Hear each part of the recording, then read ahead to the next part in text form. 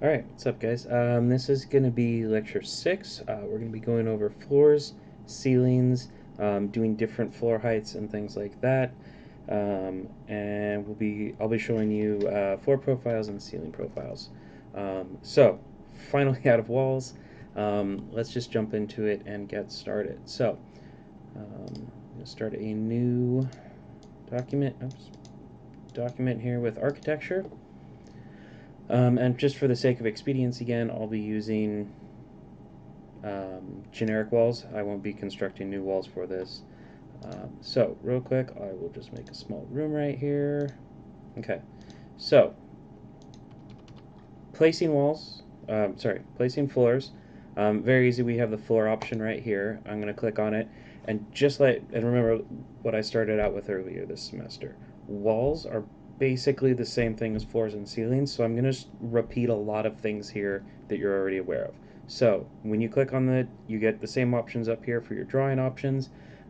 You do have the completion thing because you effectively start drawing as a profile just like you were editing a profile of a wall.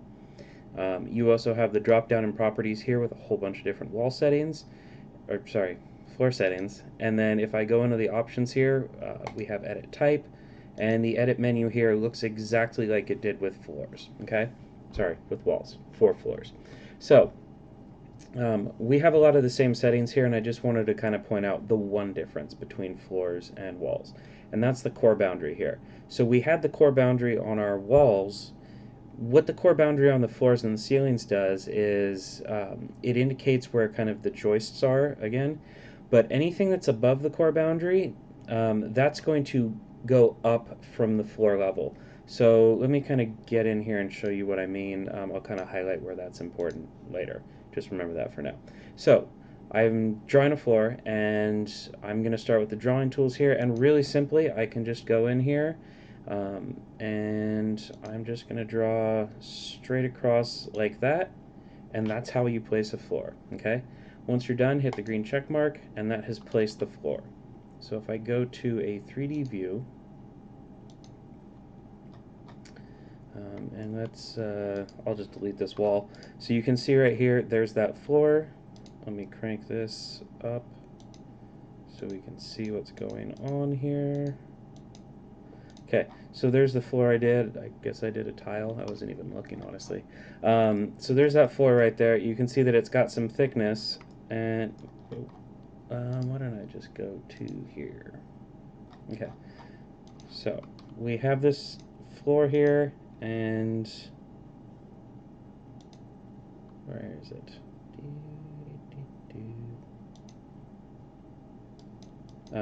Okay. Oh, I just double clicked on it. All right. So there, you've got the floor right there. You can see that what it's doing right here is it's matching up exactly with that wall section right there. Okay. Let me find out a better way to show this. Okay. So what I'm in the what was it, east elevation, and so what I want you to do is kind of watch as I change this here. So I'm going to go into the edit type. I'm going to and you can see right here that the tile, I'd messed around with it, so it's going to be an inch thick. If I change it to 1 foot thick, it's going to make that tile part really thick, and then if I hit OK, go all the way through, you see how that dropped down, so it got deeper. What Revit's going to do is it's going to take your levels and it's going to level all your floors to that. So if you have a whole bunch of floors where, say, you've got carpet and it's only going to be about 3/4 of an inch thick, or you've got some office carpet, which is usually just like not even a 1/4 inch thick, just laid down flat. You've got all these different surfaces in a house sometimes, and it's all going to have different heights. So just be aware that like you might notice some weird situations where if you have multiple floors in your project and you start working together with them. So if I've got this floor right here, and then I throw in another floor that's going to be a lot thinner. Let's do this one, and we put it in there. You might notice some situations where when you're in the elevation, you've got two radically different heights. So again, that's kind of one of those reasons why I mentioned I want you guys to go in and actually create your own joists, is because you can have situations where they alter different heights, and you'll end up with kind of weird things going on. So I just want you to be aware of what's going on and take a look at things when you're building them. So let me go back out here to, let's go to 3D. Okay, so that's how you place floors. Again, super simple, super easy. Um, Ceilings is basically the exact same thing. So if I click on ceiling, there is the option here for automatic ceiling. So if I had this space closed in, like it was originally, and then I go to place the ceiling, you can hover over it there and you can see that with this set and I move the mouse in here, it's going to create an automatic ceiling option. Now here's the mistake a lot of people do is they will click in here and they don't see anything happen. Okay, and let me see if I can grab this. So it says, the warning pops up again, it makes the noise, and it says none of these elements are visible in this floor plan view. So if I go to 3D view here, of course I put that wall back in, you can see that there is in fact a ceiling there. So if I click on that, it kind of goes transparent, and you can see that yes, there is a ceiling in that spot. Okay, so when you are building your ceilings, make sure that you don't just keep clicking there going, I don't see any change, because often Revit will let you keep clicking in there. It looks like they might have finished that. We'll see. We'll see how it goes this semester. So, okay, that's the first step, placing the ceiling. Next, just like with the floors, let me go back to level 1, you can edit the boundary. Now you have to have the ceiling selected, so it is kind of a weird process. Again, that's sometimes why it's helpful to have your views tiled. So we'll go to tile views, and now we can see that ceiling in here, over here, and then I can edit in this window here. So click on that, edit boundary, and now I've got, again, same idea. I can click on the lines, I can drag them around, I can cut holes in them.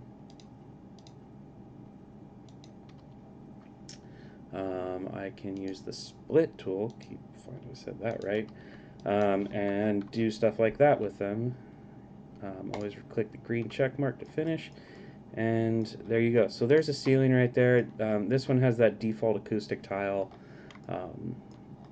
and so yeah, that's creating ceilings. Again, super simple process to place them, and then just like with the floors, where it's going to do it instead, you're going to be doing it below the core boundary. So walls, you've got a core boundary, you go outside. Floors, you have the core boundary, you go up. Ceilings, you have the core boundary, and you come down. All right. That's the main thing you want to keep an eye on when you're working on things. Okay. Next, there is the heights. So okay. So you're not always going to be doing. Let me just get rid of these so we can see. So you're not always going to be doing. Let me turn this to 10 feet too. Okay. Come on. 10 feet. All right. So you're not always going to be doing your ceilings at the exact 8 height that it's going to come at. Often you're going to have, say, like 10-foot high ceilings. So in those cases, you're going to want to set the height offset to 10 feet. Now it's going to refer to the level that it's on when it does that. So if I was placing this and I wanted to actually be at level 2, I would change this to level 2, and you can see it actually goes up to there. So when you're placing the ceiling, go to the floor you want to base it on, and then go from there. Okay, so if this was a 2-story house, I'd want to put one ceiling on level 1, one ceiling on level 2, and then modify the heights as I needed to. Okay, so I'm going to pause again. I'm going to get something set up so I can illustrate something. So I will be right back. All right. So what I did, just real quick to show you guys so you know what I did, was obviously I put this hole in this wall here with a wall profile, but then I put a floor here, and I opened up the floor that was down here, and I wanted to get into something that kind of touched on super early, but didn't get into a lot of clarity with, is the levels right here. Actually, I guess I could have just used this one. So Revit uses what's called levels, basically floors in a structure.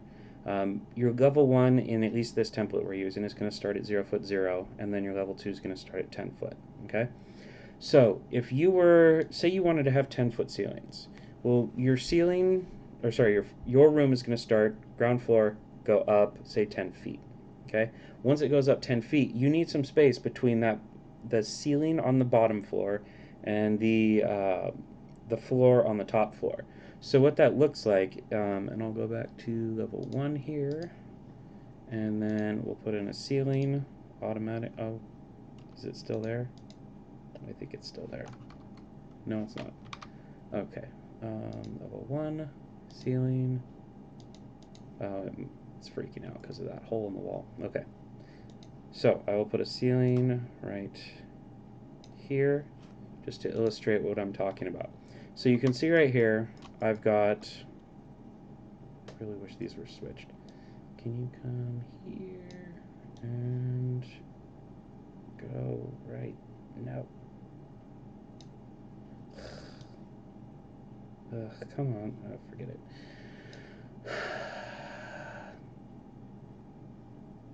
Let me try tiling them. Kill that. There we go. No, wait. That's not what I wanted. Shoot. Anyway, forget it. Actually, let's drag that there. Okay. So, you can see right here, we have, I'm going to turn this color. Okay. So, this is your bottom floor right here. And how's that? A minute and a half of me watching, me adjusting stuff. All right. So, you've got your bottom floor right here. There we go. Let's grab these guys. These level markers, if you select them, they're usually bound together by these little dashed lines. And you see this little tiny circle that's just next to that little marker. You can drag the whole set over like that. And then you can unlock them as well if you want to drag individuals. Oop, nope, get out of there. Okay, so right now my level 1 is at 0 foot 0, my level 2 is at 10 foot. I want to have 10 foot ceilings in here. So if I click on this ceiling and I set the height offset to 10 foot, it's going to move that ceiling. So now that ceiling sitting on top of my floor on the second floor, right? Because of how they align themselves, again, starting with their with their finish faces going up and down. So I don't want to have that. What I want to have is I need to have some space for not only the joists from my level 2 to actually span that space and support level 2, but I also need to have something for the level 1 to actually, connect to. Um, so what I'm going to do is I'm actually going to set my level 2, just for the sake of, that was too big, let's go there, to 12 feet. So that's going to leave me some space here. I can run air conditioning vents, I can run electrical through that space. And I mean, technically I'd probably have it a little bit tighter because you've got to have something there. But this is a more realistic way to build the building, okay? You don't want to just kind of leave openings like that or leave like super tight spaces, but you also have to have a ceiling in there. So I will be checking your project for ceilings. Now, the other thing this does is, and I just kind of threw this hole in this wall just to show you guys what's going on. But you can see that now, if say that this was a giant window, I had some kind of giant wall-sized window here. You don't want to have just an opening like that exposed where you might have, and it's kind of more important when we get into multi-story buildings, where you might have a multi-story window with a floor next to it with the curtain walls. And everyone loves the curtain walls, so we usually end up going into it several times where someone will have a floor that starts, the floor is matched up with the bottom of the curtain wall, or with the window from the curtain wall, but then you just have this big open space, okay? So we don't want to have that happen. So what you would want to do is you would typically want to avoid having gaps like that. And if you're throwing in windows, it's usually fine. So if I go in, throw a window in here, let's go level 1. Oh, was it this side? And where is it? Level 2. And we'll throw another window in here. Come on. There we go. All right. So if I was to move this window down, so right now the sill height's at 1 foot. If I take this down to 0, you can see that it should match up pretty much right on that floor right there. And if I set this sill height to say something like 6 foot, I forget, how high was that? 72. 6 foot. So now you've got a weird gap right here that would be visible through that window. So try to avoid doing that when you're working on stuff. So just be aware of those gaps. I'm gonna have a separate unit that I'll be going over you guys that will cover actually putting in stairs. So one of the things Revit does is just like doors and windows, it cuts that hole in the floor and the ceiling. But it leaves that space exposed. And so one of the things I will be having you guys do when you do stairs is you'll actually be coming in there and cutting the hole out for your stairs, and then you'll be modifying the boundary here, and you'll be placing a wall in. And I might as well just show you that process because I'm basically there as it is. So I showed you guys how you could cut things with modifying the profiles, and because these are of the way these are arranged, I can see what's going on here. So I can edit this boundary by referencing the other directly on top. Come on. There we go. Okay.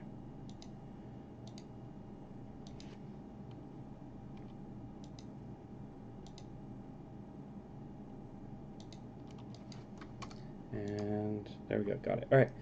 So if I was to have some sort of space that would open up down here, maybe it's just some sort of landing that's open to an area below it, I would actually come in here and I would have to draw a wall that would cover this space right here to cover that gap. And so again, I told you guys you could modify the heights of things. So what I'm going to do is I'm just going to select this whole mess right here. Which floor you want to assign these kind of walls to is entirely up to you. I'm going to do them based on what's below and move up. So I'll start by going there. I'll set my base offset to, come on math, that's right, we went to 10 foot for the ceiling. And then I'll leave the top, well I guess I could actually just set this to up to level 2, and that would fill in that area right there. So now I've got an area here where, and I probably shouldn't have done them on that face. I should have done a finish face of some kind, but here we are. So let me see if I can, I guess at this point I would just modify the floor, because I don't like that clipping thing it's doing. Welcome to 3 hours of my OCD filming. Alright, come on, there we go. So I would just adjust these, and then once you're at that point, you no. Anytime that pops up, generally for now until I say otherwise, say no. Okay, so there we go. I've got this opening that's correctly framed so that you could actually show, or you would cover up that gap between the ceiling and the floor. You'd have your floor correctly set up so you can see that it's got that height. The ceiling comes up to the correct height that you originally wanted. And then for safety reasons, we could do, let's see, we could do a railing right there. That'd be fun. So let's throw a railing in. We'll just center it, chain on. Center it right through here. And now it's a safe balcony. Where'd it go? Did I do that on level 2? Oops. Oh, it defaulted to level 1. There we go. Okay, so now I've got a safe balcony up here, correctly configured. So anytime you guys do a cut in your floor, and I would see a gap between your floor and your ceiling like that, you do need to fill that in, and this is the way that you would do that. I hope that works. I hope that's clear for everyone. It's been a kind of a difficult thing that happens every semester, so if you do have trouble with that, let me know immediately so I can make sure that's going correctly. I'm going to pause one more time and see if I can get something set up for another demo. Otherwise, I might record it as something separate. So 1 second. Okay, so this is something that I learned over the summer. So this is some new stuff because students were always asking, like, how do I do a ceiling that's kind of cool and not just straight boring?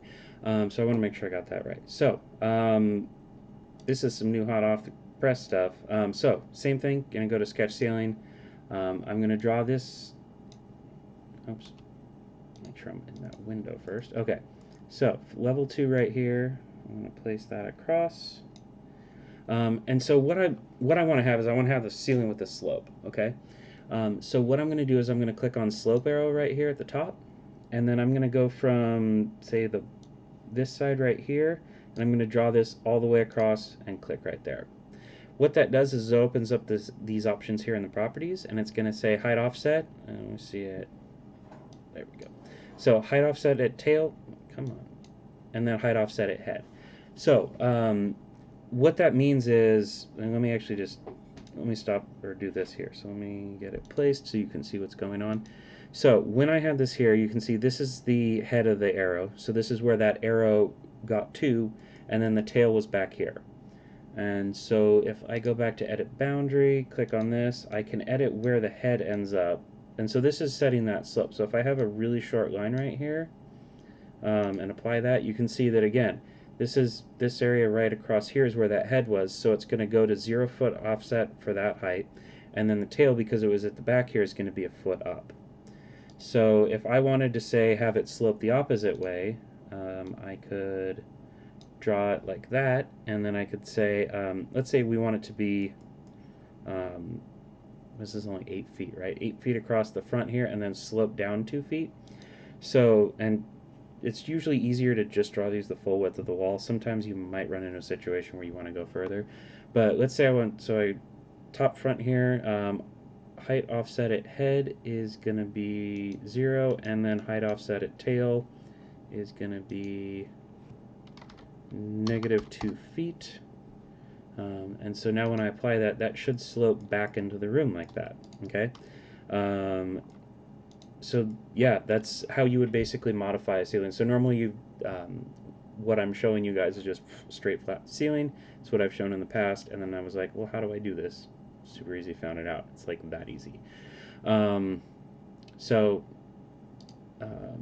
and then, yeah, that's it for this video. I think that's all I wanted to show you guys for, yeah, that's it. Okay, so that's all for this video. And I will be posting the milestone, a kind of a video for you guys to go through for the milestone to show you what I'm expecting. Super simple project. That'll be coming up next.